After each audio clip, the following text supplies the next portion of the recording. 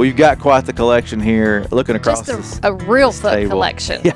You walk into this room and you're just completely overwhelmed. I mean, it's like, where do I start? This kind of collecting is becoming very popular. People are looking for old hunting gear and calls. There's hundreds here. How did you even get into exactly. this? How did 'Cause it get started? How did you start this? Addiction. Well, it is. It Yes, kind of it is is. an addiction. It is. I've always been fascinated by old stuff. I probably started collecting calls in 2010 or 11. And I wanted a checkered Earl Dennison duck call. That's what I wanted. Okay. And I found a guy who's become a good friend of mine, had some Earl Dennison duck calls, and he was selling some of them. On that first day, I bought this call right here, which is probably one of the oldest duck calls that I have. It's an Earl Dennison. And then this Tom Turpin is probably one of the oldest from the teens and 20s. It started from there, and as you can see, it's exploded. The award-winning Tennessee Wildcast is on the air with the latest on hunting, fishing, boating, wildlife watching, and all things outdoors. Make welcome your host, drummer and outdoor expert novice, Jason Harmon. Hello, everybody, and welcome to this edition of Tennessee Wildcast. Thanks for tuning in. Thanks for watching, for listening. We got a great show lined up for you today. We're back in West Tennessee. Miss Amy Snyder is helping me co-host. Amy, thank you for having us again. We're always hanging out here in West Tennessee here lately, seems like. And I know. But I appreciate you inviting us down and working this in. This is going to be a cool show. We got a couple shows lined up for you here. So this is going to be some great information all about old duck calls. Well, and if you're mini a calls. collector Yeah. of anything, this show is for you. Because we're going to talk about some pretty cool stuff from Reelfoot. Real cool history, and then we've got some even some history back on some family members of Mr. Tony Childress. And Tony, thank you for having us. Thank you for being with us. Well, thank you for inviting me to do this show. Yeah, thank you for letting us invade your space today. Well, you're welcome. I hope I don't disappoint. We've already had great conversations off camera, so I don't think there's any disappointment coming our way today. It's been a great tour here of his office. We are in Dyersburg, Tennessee, and we're going to explore these calls and some family history. But first, if you don't mind, Tony, tell us a little bit about yourself. Well, my name's Tony Childress. I'm the Chancellor of the 29th Judicial District of the state of Tennessee, which includes Dyer and Lake counties. I'm married to my beautiful wife, Leanne. We live here in Dyer County. I know you don't want to know my age, but I'm 56 years old. I farm still a little bit. My brother, Wally, he farms as well. Got 2 children, Adam and Mallory, and I live a kind of a boring life, but I do like to hunt things. And one of the ways I expand that opportunities is by hunting for collectibles. Some people call it junk. I don't know that I disagree, but I enjoy it. Yeah, this kind of collecting is becoming very popular. People are looking for old hunting gear and calls and artwork and all kinds of great stuff. And it's got to be fun to go dig and look for this stuff. It is. It's fun. Takes a lot of time. Well, as he was telling us earlier, he's being a little short right now, but he likes to go to the basement, start in the very back corner, and then work his way back up. You're telling almost secrets. Easy. Oh, wait a minute. I thought that was insider information. I'm a collector of things too. We like to look for the brown recluses because that's where the good stuff is. That's where it is. Yeah. It's I think, like I said earlier, it's becoming popular. People, even if it's not hunting junk, it's other junk. People love to go dig and find some cool things that reflect on the history of their state or your county or whatever. But I'm excited to be here today, and let's dive in. You mentioned Wally. Wally's your brother. He's one of our commissioners. So absolutely. We appreciate his service to the state of Tennessee, the sportsman of Tennessee, and so it was good to see him a little bit earlier. Yeah, he ran off. He stopped by. Yeah, he did run off. He had to work for a living. Yeah. But so you mentioned your family, but your family runs deep in the history of TWRA and the Tennessee Game and Fish Commission. Reelfoot. And Reelfoot, yeah. Tell us a little bit about some of that. Well, my uncle, Charles Childress, he was an old World War II vet, and as far as I can tell, he, I guess, got employed, and this is him right here in his, he probably looks about late 20s, early 30s there. That's probably in the late 40s, early 50s. He I guess he got his job with the Tennessee Game and Fish Commission. Mm-hmm. I know his badge is number 3. Yeah. He had that till he retired in the 1980s, and people have told me he was what y'all call one of the 49ers. Yes. Now, I'm not entirely certain what the 49ers mean. Can you explain that to me? We'll let Amy, the former officer, explain that. Well, Or actually, she's still an officer. Well, yeah, but that was long before my time. But that was some of the first 49 officers that we had, the Game and Fish. So, and these old badges are highly collectible if you're one of those people that collect TWRA things. Like this one, I'm just kidding. I have gone nuts over some of his collection here. But not only do you have his state of Tennessee Game and Fish Commission, you also have his federal badge, which I have never seen a federal badge, and this has absolutely blown my mind today. It's old and corroded, and that's the way I like things. Yes. Old and crusty, and he started his career, I guess, at Reelfoot Lake. He was from Mobile County. So this would have been his federal commission. Okay.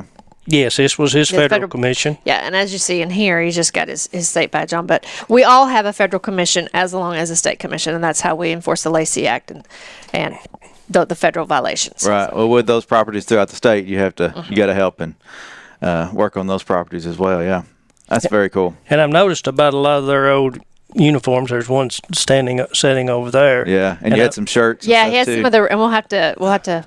Yeah, I've never seen the shirts, the original shirts, still in the boxes. Yes. That's unbelievable. It's like you never got to them. They're still packaged the same way you buy a shirt today. Pinned and folded. well, you actually buy them like that anymore. But anyway, Uncle Charles was born in 1919. He was a child of the Depression, and when he passed away, he kept, I'd say, everything, because that's just how they had to survive back then. I remember my grandmother, his mother, telling me how tough it was, and he wore things until they wore out, and when he passed away, there were just boxes and boxes of brand new. I guess it was where they uniform items. yeah, they gave. I mean, I guess it was part of their allotment. Yeah, sure. And I guess he probably had a shirt that fit well and he liked, and those kind of guys. You kind of you do. You get your uniform allotment, and I do. I have my favorites that I will wear more often. You get boots or shirts, and that's what you wear until that one's got to go. So Until they get wore out. Yeah, but you do. You get your favorites. And that's wool and I've noticed a lot of their uniforms. I don't know how it wouldn't been very comfortable compared to what they wear today. Right. A lot of it was formal law enforcement. Yeah, wear. it looks like they were all like what we call our Class A dress now, but that's what that looks like. They're in their nice dress shirt and ties, but that is a pretty cool photo. in his derby. Yeah, it's terrific. Yeah, you see them in different hats. You had another photo here with it's more of a LE style cap or police officer style hat. So that's pretty neat. The different styles of uniform they had back then, and the changes across. The changes you see today, how they've changed, but a lot of it's still similar. And that is at Reelfoot. So That is at Reelfoot, yes.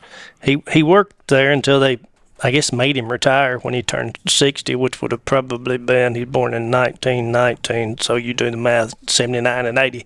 And I can remember him driving a Nova car. That was his, it wasn't a truck or a four-wheel drive, it was a little black Nova car. And he told me me and my brother, a lot of stories about how they used to enforce the game laws. Yeah.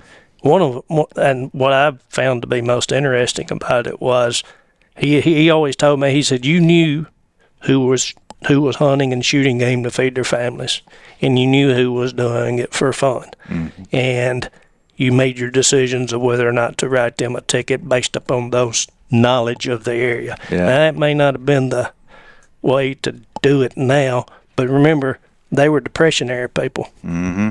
Yeah. Yeah, that's pretty cool. Yeah, the stories I'm sure that he could tell, and the history and the adventures. I mean, we've seen some old film of some stuff that's shot back in the day, and it's cool to watch. And I'm sure hearing those stories firsthand was really neat. Yes, well, y'all were saying earlier, you and your brother were talking about him chasing the crappie. Oh yeah. Oh yes. Yeah. So yes. kind of, because people probably wouldn't understand that, but bring that up about chasing the crappie from Reelfoot. Well, the way I understand it is back then, and actually during my lifetime, you could go to a restaurant at Reelfoot and order a crappie meal, crappie's a game fish. So I think Reelfoot was one of the only places in the state, maybe the country, that you could catch crappie for sale on the market. And according to him, Reelfoot couldn't produce the poundage of stuff that got sold, so he said people were catching them on the river and oxbows and things like that, and a lot of them would get sold up into Chicago and areas like that. Really? So that was trying to enforce the I guess the crappie laws at the time. Yeah. So did they cross state lines going after those guys? I mean, I guess they'd have to, wouldn't they? I guess he could with that law enforcement. Yeah. I mean, with the federal. Yeah. Wow. Different time. Cool. That's cool. Yeah, definitely. Well, you've got quite the collection here. Looking across Just a Reelfoot collection. Yeah. I mean, it's from a collector's, from someone who collects. You walk into this room and you're just completely overwhelmed. I mean, it's like, where do I start? From the old licenses, from the old law books, to the calls, to the paintings on the wall, to even the shell boxes that are sitting around everywhere. I mean, it is absolutely collector's overload when you walk in here, and even the decoys. I mean, I could just. Anyway, I've been taking a lot of photos. Yeah. Well, let's jump into these calls. There's hundreds here, and you've got some of your favorites and some of the oldest, and some of right there in front of you, but. First, how did you even get into exactly. this? How did it get started? How did you start this? Addiction. It is. It Yes, kind of it is an addiction. It is. But when there's no hunting season open, this is what you do. This is your hunting season, right? Yes, and I guess the collecting bug bit me when I was a kid raised on a farm. We used to have to chop cotton, and back on the Oldbine River where we were at, you would run across Indian arrowheads. So I would always come back with a pocket full of rocks. Probably did more looking for rocks than I did for wastes. And just over the years, I've always been fascinated by old stuff. Now, it was a lot of time before I could start affording to collect calls like this. I probably started collecting calls in 2010 or 11. And I wanted a checkered Earl Dennison duck call. That's what I wanted. Okay. And I found a guy who's become a good friend of mine. He had some Earl Dennison duck calls, and he was selling some of them. Somebody put me in contact with him, and matter of fact, I see the first call I bought right over there in that box. And on that first day, I bought that call and this call right here, which is probably one of the oldest duck calls that I have. That one, it's an Earl Dennison, and then this Tom Turpin is probably one of the oldest from the teens and 20s. But it started from there, and it, as you can see, it's exploded. Well, so for the folks that don't know, like me, I'm not a duck hunter, but Earl Dennison, what's the significance of his call, and was call making what put him on the map, or was he a big hunter? Earl Dennison his trademark was the duck call man. And a friend of mine, Ray Carroll, has written several articles in some magazines about him. And that was the friend I bought my first call about. Okay. And he probably, Earl Dennison and Tom Turpin were probably some of the first people who marketed their calls nationwide. Okay. Earl Dennison would, the top of the flyway, their season starts before ours, and he would make a bunch of calls. He's from Dyer County. Okay. He passed away. Okay. And he would go up to the beginning of the flyway and sell his calls all the way down to the bottom. Go to sporting events and shows that, we still have sport shows now, and he would go to those. And definitely. He had a tame Susie that he would carry on his shoulder named Tootsie. And he'd call, and she'd call back. So I just wanted that because it was that Earl Dennison call, because it was a local call. And then I found out that he was not the only person from Dyer County that made a duck call. So I decided, well, I need to get one from each person from Dyer County that made a How duck addiction call. starts. Definitely. I just need one more. And then I said, well, since the judicial district I'm in is Dyer and Lake County, I ought to get one call from Dyer and Lake County. Yeah. But I have been good in limiting my collecting area to Dyer and Lake, except when I come up with something that is not in Dyer and Lake, but I won't. Oh, so see, that's the addiction. Yeah. I have to justify it now. Well, I shouldn't say want, I should say need. Yes, need, Unless that's what you tell your wife. Yes. I need I these, needed Starla. that. I needed that. My wife has never said a thing about me collecting and said, well, I'm glad you got it. She's been very supportive. That's great. That's cool. All right. So we've talked about your first call, and you said one of your oldest.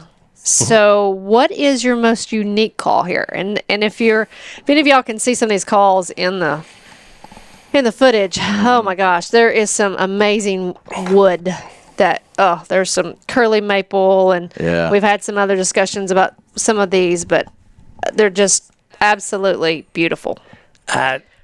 Unique. That's kind of in the. And unique for you, because everybody has everybody would classify as something unique. But what's the most unique to you here? Well, there's probably two really Okay. that are very. Let me go back a little bit. When people make calls back, this is wood and the reed is metal. These were tools. They were just selling them. I mean, so there were no labels. Most of them didn't come in boxes. So you collect and you try to figure out a lot of these old calls who made things. And I'm no expert at all. There's people that know a lot more about it than I do. And this is a very unique call that I found in Dyer County. And I've been told by a few people that know more about this stuff than I do that this is possibly a checkered Perry hooker, which I hope it is, because if I ever decide to part with it, it would be that valuable probably. Yeah. I don't know, but I do notice that on the top of it, that it has somebody's carved an H. And this is not B. Perry Hooker's, standard call, but I think it's his Big Lake tribute. This call right here I found in Sandburg, and I've been told by a few expert collectors that this is probably a non-checkered Victor Glodo duck call, and this is probably one of the holy grails of Tennessee duck call collectors. So it's very unique to me. And of course, this duck call right here, I'm from Bogota, Tennessee, and this duck call right here was made by a guy from Bogota, Tennessee, and I just love it because of that and how I came about these things. I just stumbled upon them, but it's kind of got its own characteristics and appointments, but Yeah. they're pretty unique. So which one of these have you called a duck in with? I don't know that I've ever called a duck in with any duck call. My Uncle Charles, he used to say, if it wasn't for the duck call, ducks would be extinct. We scare more ducks away with duck calling than. Pretty good. Yeah. Yeah. And that's a unique call. That's probably one of the oldest Tom Turpin duck calls around. Well, the carvings and the shapes and the different the influences from the different makers. It's pretty cool to sit here and look at these. I mean, I like the one that the checkered call that you mentioned. I thought that was one of my favorites that I saw in the group. But then you look around and you see the one with the duck carved in it. And that's really cool. Right here. Painted, right in front of you there. Yeah, the hand painted. Oh, yeah. Hand-painted. 3D. It almost looks 3D. 3D. That's neat. And that's a lot of. And I'm drooling over one of the curly maple ones over there. Oh yeah. And I swear there's a tiger eye in here. And anyway, and there's one over there. I would love to know what. And it looks like a wormy oak almost, but Yeah. I know they're wood. really. Yeah, they are. Well, let's jump to the wood. I mean, we had that to talk about most unique wood. Yeah. What is the? Well, you've mentioned some that are very. She obviously knows her woods. I just know it's wood. And you've pointed out some calls that are in some of these boxes that are very pretty. I like this one, and I think it is curly maple. It looks it. I just like the way the look. I mean, the look, and it also. I don't have no idea who this is, but this is an Earl Dennison duck call or a Ferris Garner duck call, who's Earl Dennison's son-in-law, and it was sold in Wisconsin. So that just gives credence to the story that he would go up to the start of the hunting season and travel down. That one's a pretty duck call. This, and I'm going to do something you told me not to do, but I'm going to do it anyway. Oh, you're good. I don't know what that's made of, but Yeah, that looks like almost pecanish. Yeah, that is this is a porter duck call who actually taught Earl Dennison by history how to make duck calls. But that's one of the prettiest stoppers that I've ever seen. Don't know what it is, but it's pretty. And I will say this one, Oh yeah. and it's hand painted hand here, painted. Yeah. and it is beautiful, and it looks like a walnut on a that's definitely walnut, but it's just gorgeous. That's a Glenn Scobie duck call. He was also from New Bern. He passed away here in the last decade. And also, I like the laminated duck calls. Well, we talked about that one. Yeah. It's almost, yeah. When it's, But not only do you have duck calls here, but you've got some other calls. Yeah. oh, yeah, I do. I'm looking at one right here in the. This one? Yeah. You got the big turkey You think call. they'd want to see that? I think they would. Okay. Might This- want to hear it. Let's hear how it's that. Here, your turkey. No. Yeah. This I'm is more of the stalking in front of it. There you go. This is a turkey call that was sold, probably made by Earl Dennison. It's got a sticker on it. I've got some Earl Dennison advertising somewhere. I didn't have it all out where he advertises his turkey calls and also his crow calls. These are pretty hard to come by, and this is one of the things that I didn't want to needed from a Dyer County collection. So Yeah, my wife was understanding on that, and that's pretty neat. I mean, it's and this was actually made when there probably weren't many turkeys here. Mm-hmm. So you rarely find any Earl Dennison turkey calls in West Tennessee because there weren't many turkeys around at that particular point in time. Yeah. Of course, then you got the crow calls, Yeah. and these go hand in hand with turkey hunting. But if Sure. you go back and you look, crow hunting used to be a very popular activity back in the 40s and 50s and 60s. And if I went, to shoot some video with a guy in Jackson, and oh my gosh, it is so addictive. That is, I could really, really get into crow hunting. I mean, I really want to do it more because it was so much fun, and it's more of a challenge. Oh, they are some smart birds. And these people were calling them in with, a piece of wood and a piece of metal. Now I think crow hunting is done electronically and things like that. It was with us. So it was a pretty big challenge. Yeah. Of course, you got some goose calls. I don't believe I've brought any particular goose calls. Hope that didn't break. It's not a collector's item or anything. No, don't worry about it. But we're seeing a lot of Earl Dennison, and we were talking about his labels and how they've changed over the years. And by looking at it, you'd almost have to say Earl Dennison is your favorite. But who is your favorite maker and why? Well, I have a lot of Earl Dennison duck calls because he was a master marketer probably. But this maker right here is my favorite one, and it's because he was from my hometown. And I was collecting 4 or 5 years before I even knew he made duck calls. And his name's Sam Maupin. And then I asked my dad, did he ever know Sam Maupin? He said, well, yeah, Uncle Sam. He wasn't our uncle, but they called him Uncle Sam. And he was a person that just was a woodworker in Bogota.